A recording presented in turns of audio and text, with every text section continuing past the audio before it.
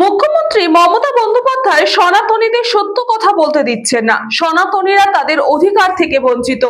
সাংবাদিকদের মুখোমুখি হয়ে এমনই অভিযোগ করলেন সনাতনী ধর্মের ধর্মগুরু হিরণ্ময় গোস্বামী।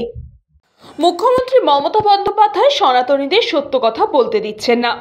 বাংলাদেশে আজকে যা পরিস্থিতি, আগামী দিনে পশ্চিম বাংলাতেও তা হতে চলেছে। আর বেশি দিন সময় নাই। এবার যদি সাধুদের ওপর অত্যাচার করা হয়, সাধুদের সত্য কথা বলতে দিতে চাচ্ছে না রাজ্য সরকার।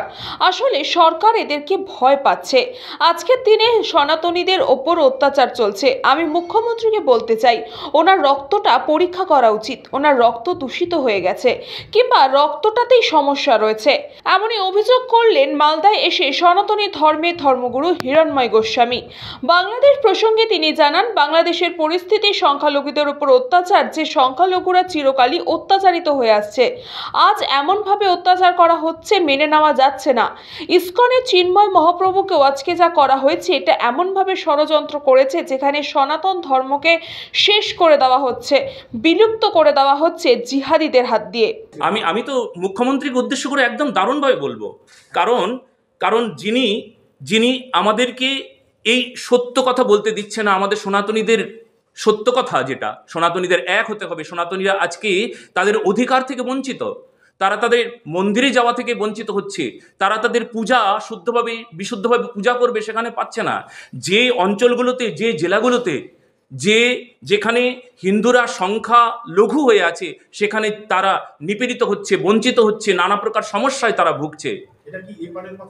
না, আমি এপারের কথা বলছি, একদম পুরো বাংলাদেশ পার্ট 2-র কথা বলছি। পশ্চিমবঙ্গ বাংলাদেশ পার্ট 2 করবার জন্য একটা ষড়যন্ত্র চলছে। বাংলাদেশের যে অবস্থা, যে স্থিতি, আজকে আমাদের পশ্চিমবঙ্গেও সেই স্থিতিতে এসে পৌঁছেছে। আর বেশি দিন সময় নাই। এবার যদি সাধুদের উপর অত্যাচার করা হয়, আমার মতন কাউকে অত্যাচার করা হয়, জানে যে এই মানুষটা কিছু একটা করবে, তাকে কিছুতেই ওপরে ওঠানো যাবে না। তাকে ওপরে ওঠানো অর্থ এই যে সে যদি সত্য কথা বলে তাহলে আমাদের সমস্যা আছে। সরকার কি ভয় পাচ্ছে? ভীষণ ভয় পাচ্ছে। আমি সরাসরি মুখ্যমন্ত্রীকে বলতে চাই যে দেখুন, আমরা সনাতনী, আমরা সত্য কথা বলি, আমরা আমাদের অধিকার চাই। আমরা অধিকার চাই যেখানে কোনো সনাতনী কখনো কোনো সময় তাদের ধর্মক্ষেত্রে বাধা সৃষ্টি করতে কেউ পারবে না। আমরা সনাতনীরা, আমরা যেখানেই থাকি সেখানেই আমরা সমাজটাকে, দেশটাকে, রাষ্ট্রটাকে সুন্দরভাবে গঠন করবার চেষ্টা করি। আমরা সনাতনী। আর সেই সনাতনীর সমস্ত কর্ম যজ্ঞে তারা কেন বিপত্তি সৃষ্টি করছে?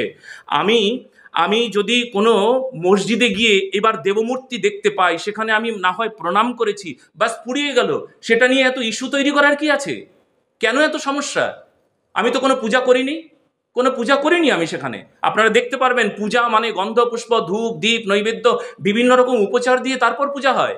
আমার মনে হয় যে এই যে এত বড় একটা ষড়যন্ত্র, এত বড় একটা আমাদের প্রতি এত অবিচার, এত অত্যাচার, আমি মুখ্যমন্ত্রীকে তো বলতে চাই, ওনার রক্তটা পরীক্ষা করা উচিত।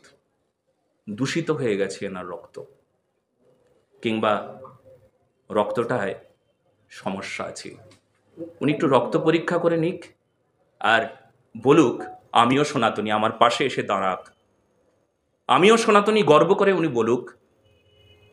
রক্ত পরীক্ষার রিপোর্টটা যেন আমাকে দেয়, আমাদেরকে যেন শোনায়। আসলে আমরা বড় অবহেলিত।